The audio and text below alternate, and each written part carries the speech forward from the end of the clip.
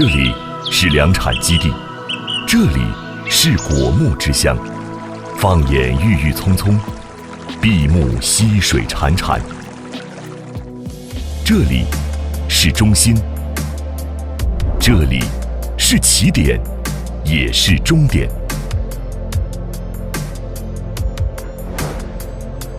无人值守猪舍，智慧化养殖，智能化供料系统，保证厂区生物安全，饲料供给数据清晰，物联网数据采集终端，所有数据可收集统一管理。智能精准化饲喂系统，妊娠母猪个体化精准饲喂，大圈福利化喂猪，自由进出采食，节约饲料，有效提高猪只健康。哺乳母猪失能化饲喂系统，在标准饲喂数据的基础上，实现个体化精准饲喂，提供干湿混合量，增加母猪适口性，多餐次供给，有效提高母猪最大采食量。保育猪智能化饲喂，为不同日龄段保育猪提供适合口感及成长的粥料，实现宰猪断奶到保育的完美过渡，营造健康消化环境，减少呼吸道疾病。育肥猪精准饲喂系统，育肥猪定量饲喂，减少饲料浪费，提高肉料比数据。采用智能机器人，轻松实现各猪舍的管理及自动清理消毒工作。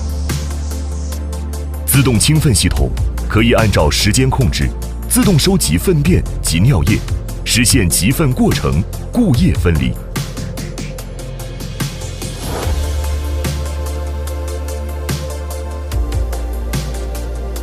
厌氧发酵产生沼气，耗氧爆气。生物糖氧化技术处理后的粪肥水用于浇灌农田。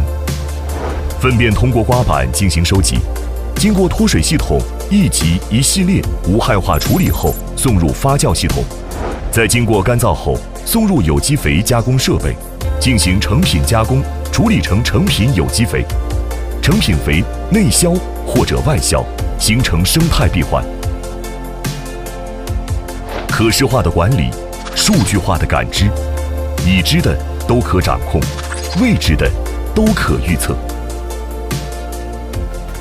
未来，南商农科将致力于打通智慧农牧全生态链，用数字科技串联农牧产业链各个环节，真正实现数字兴农，为农牧企业提供覆盖全产业链的增值服务。